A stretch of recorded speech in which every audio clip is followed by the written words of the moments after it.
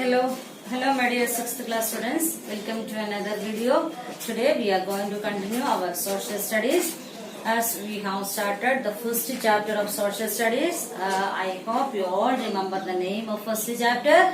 The name of the first chapter is when, how and what, how and when. Okay, so the name of the first chapter is what, how and when. Okay, now we have started the chapter and the chapter is all about history.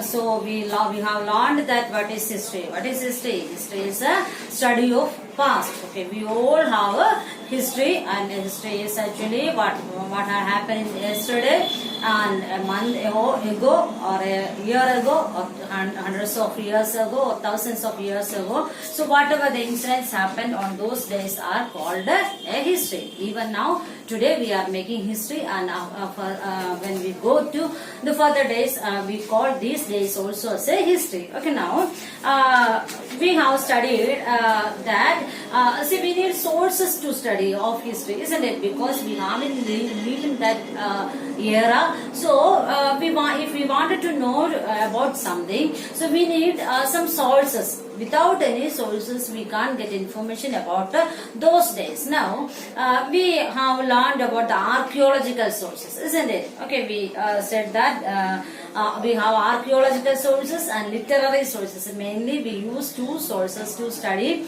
the history. And before that, I would like to remind you that history is of two types. One is prehistory and history. Prehistory is a history which we collect information about the time when there was no writing and reading. That which means before the time when writing was not invented.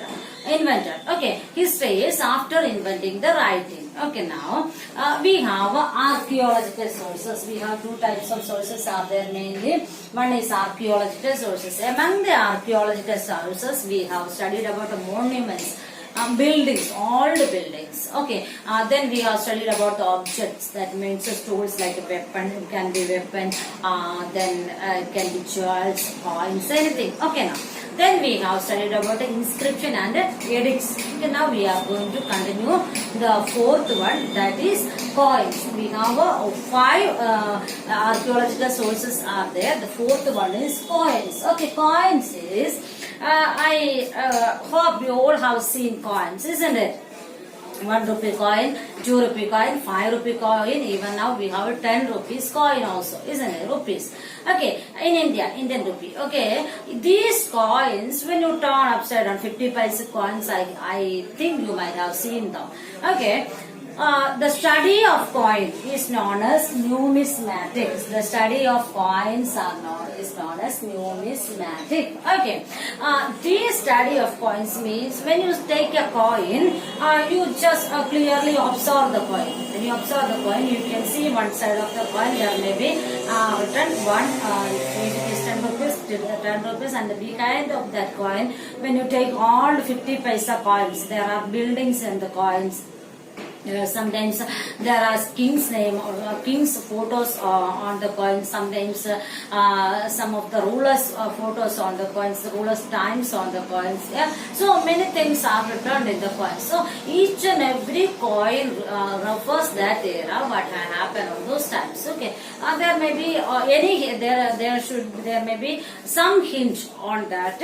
Coins. Okay, so like these coins are numerous types of coins are there. Gold coins are there, silver coins are there, copper coins are there, and lead coins also there. Gold coins, copper coins, silver coins, even lead coins also are there. Okay, so these all the coins tell us something about. Okay, now we by looking these coins, the historians can find out many things. So, many times we can't find it out. Even if you have coin at your home, take a coin and look into that. There may be a picture behind them. There may be a time written, means time period may be written there. So something may be something informatic may be there in the coin. Okay, those coins help us to study. So about when we study about our old knowledge about cushion. Gupta, Bactrian, Indo-Greek, and Indo-Pakistan. So about all these rulers and about all those eras we came to know through the help of the coins. Okay, so now coin is also a very important archaeological source to study about the history. Okay. This is all about the coin. Now we will come to the fifth point, that is burial site. Burial site means, do you understand the word? I hope. Burial site means tomb. Tomb means, see, if somebody died, we have to keep them, bury them in a tomb. Okay, so these burial sites are very important even nowadays. See, if some of the people want them, some of the people they have burial sites and they keep the body in the burial site. Okay, now see, if you watch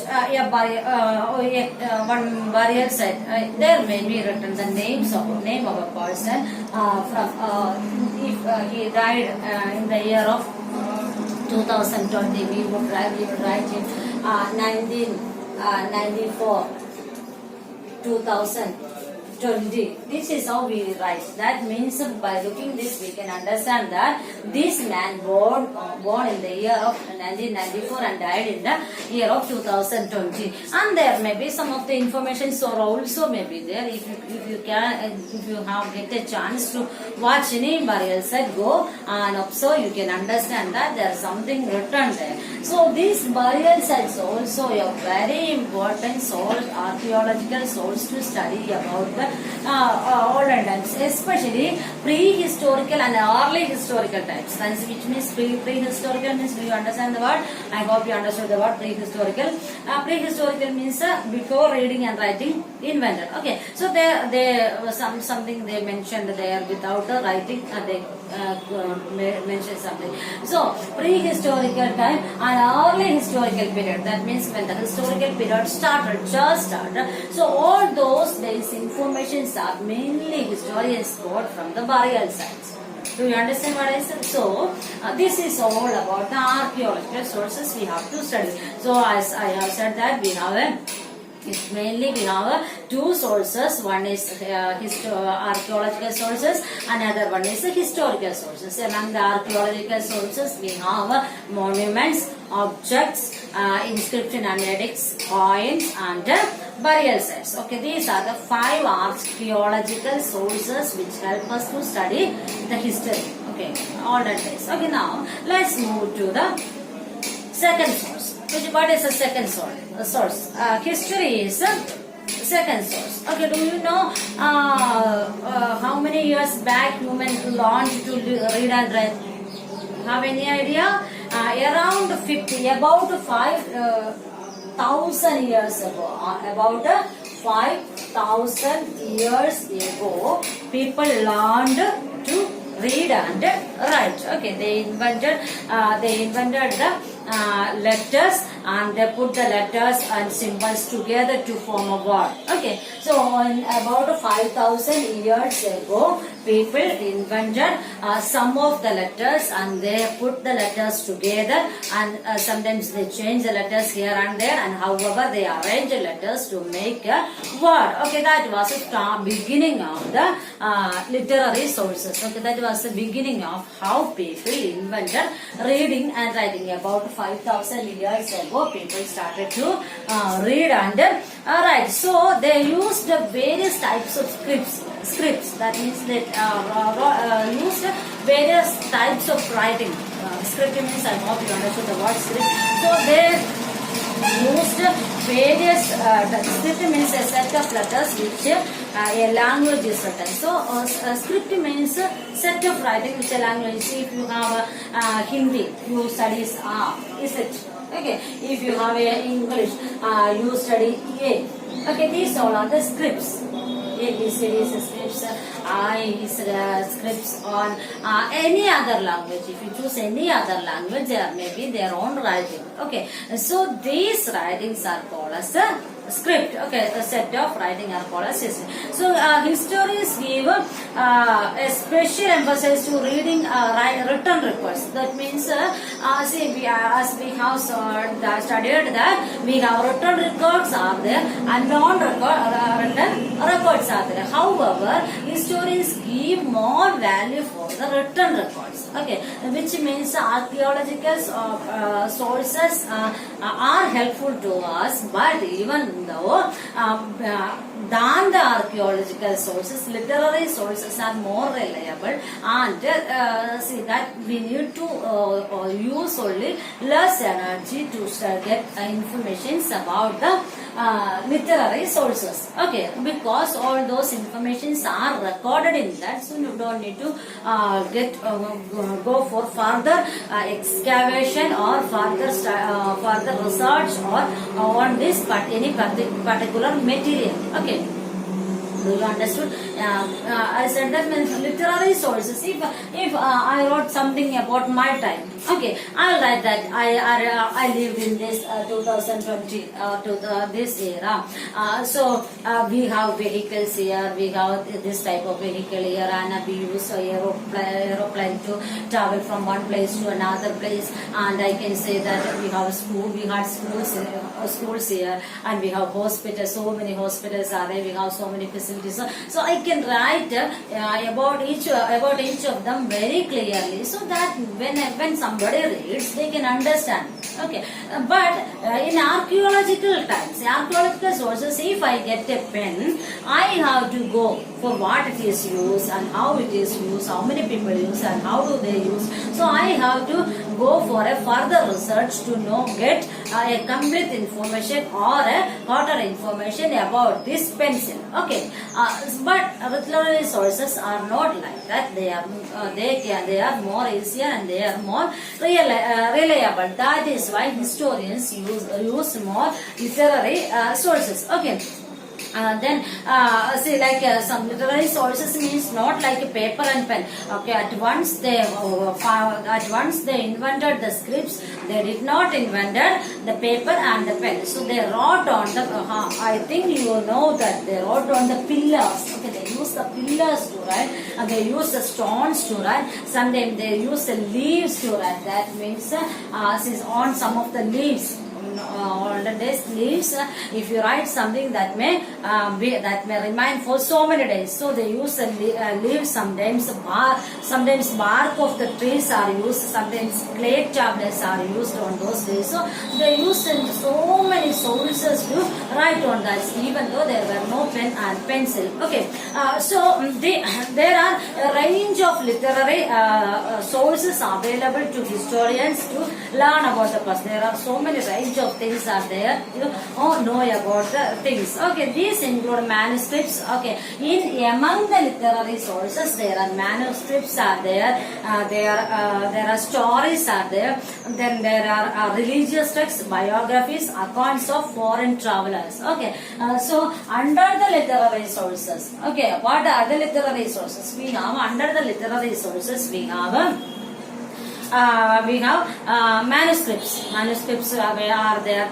Then we have stories are there. Religious texts are there. Non-religious texts are there. Biographies are there. Account of foreign travelers are there. Okay, those are the those comes under the literary sources. Now let's study about the manuscripts. What is a manuscripts? Under the literary sources, we get manuscripts first. Okay, manuscripts are handwritten. Okay, manuscripts are handwritten records of information. Okay, so that means which write with the hand. So nowadays we use typewriting, we use mobile phone, we have computers, so many things we have. Okay, manuscripts are handwritten. If you go to your textbook in page number 16, you can see a manuscript here. I hope it is visible to you. Okay, this is the manuscript. I hope you can see it. Okay, this is the manuscript. This is the handwritten record about 120 years back. Okay, this is the handwritten record about 120 years back. If you take your textbook ups down, this is straight. If you take it down, some of you, if you can understand that this is a Tamil written. Okay.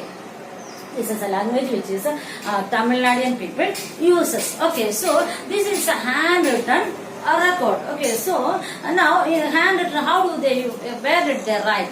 As I have told that paper and pen not yet invented on those days. So where did they write? They written on palm leaves. Palm leaves means I think you might have seen here palm leaves. So on the palm leaves, if you even now if you write something that may remain for so many days. So they wrote on the palm leaves and they wrote on the dried palm leaves and they were bark of the and also they wrote on the bark of the trees. So they were very commonly used in India. So in the literary sources, manuscripts are very important. Manuscripts, which means handwritten. So handwritten, among the handwritten, so what did they write? They wrote on a palm leaves on the bark of the trees were very common on those days in India. Okay, they served as paper and were used to record actual mythical events. Many manuscripts have been preserved even in the libraries and museums nowadays. Even now,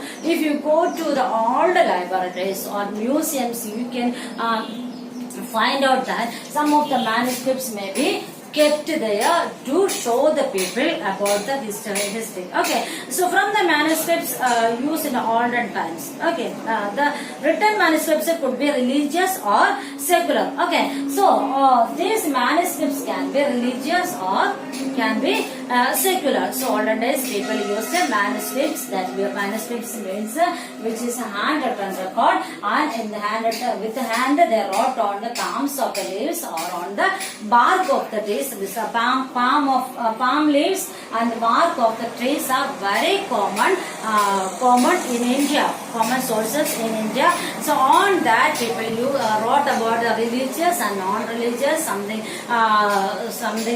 stories. Sometimes they wrote story. Even now some of the manuscripts which is on leaves are kept in the museums and even in the libraries still. Okay, now religious literature and secular literature. We have religious literature and secular. What is religious literature? I hope you all believe in different types of religion. See, even I. Okay, so we believe in the different types of religion. So we have religious books, isn't it? So we have Ramayana, Mahabharata, Vedas, all those books we have. So those are known as religious literature. Even now we have a Bible, we have then Quran, we have so Ramayana, we have Mahabharata. These all are the religious texts. Okay, now religious and secular. Secular means which is not related to any religion, which is not highlighting any religion. Now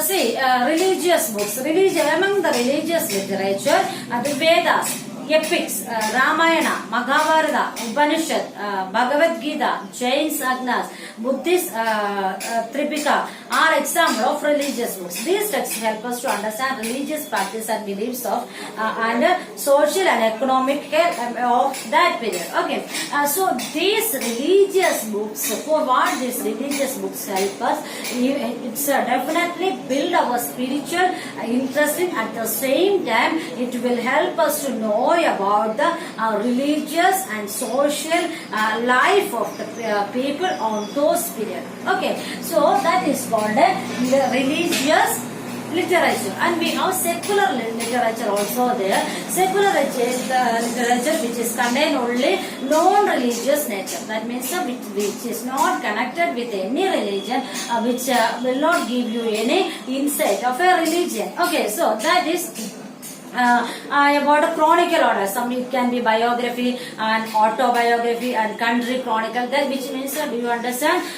Secular means biography. That means a story of somebody. Okay, so if I write my story, I can write my own story. Okay, that can be autobiography. Biography. If somebody write my story, and it can be also be stories of something, and some chronological orders of a country. What had happened in the country in a chronological order. Okay, so those all are called a secular literature. Okay, among the secular literature, we have studied about Harshavardha king. Harshavardha written by the Banabhatta, poems, dramas written by famous writers. Abhijnana Shakuntalam is a drama written by famous writer Kalidasa, and folks talks and such Panchatantra works on a political such as Kautilya's Arthashastra and book law and Manuscripts are example of the secular literature. Many written scholars and traders visited India for various times to wrote about their experience here. The account of these travelers important historical sources. Magadhaste, Greek ambassador, visited the Chandragupta Maurya. He wrote books called Indica, which gives us valuable information about Maurya society. Other important accounts include those given Chinese traveler Fahin and Huyansa, who came to India, study Buddhism, wrote about people and their lifestyle, those society, that time. Okay, so secular means you are learning so many things about foreign travelers who visited India on thus empire's time. So all about what we learned about all those things are known as secular literature. Okay, so I hope you understood what is secular literature and what is religion. Literature. So now let's just recall all what we have learned today. Okay, as we have studied about archaeological sources, we have 5 archaeological sources, and the 4th one is coins. Study of the coin is known as numismatic, and then burial sites. Okay, burial sites, that means early historical, prehistoric time and early historical time people used burial sites as a very reliable resources to study the history. Okay, then we have literary sources are there. Among the literary sources, we have manuscripts. Manuscripts are handwritten records. Mainly people used to write on palm leaves and the bark of the trees in India. Those were the common in India. And in the manuscripts, we have religious and non-religious texts are there. Religious means anything which is connecting to religion, which is story. It can be a story, poem, anything. Non-religious means which contains non-religious matters. Okay, that can be a story, biography, autobiography, a country's order in a chronological order, anything that can be. Okay, I hope you understood all about this. We have a chapter left over. We will continue this chapter in the next videos. Thank you for watching me.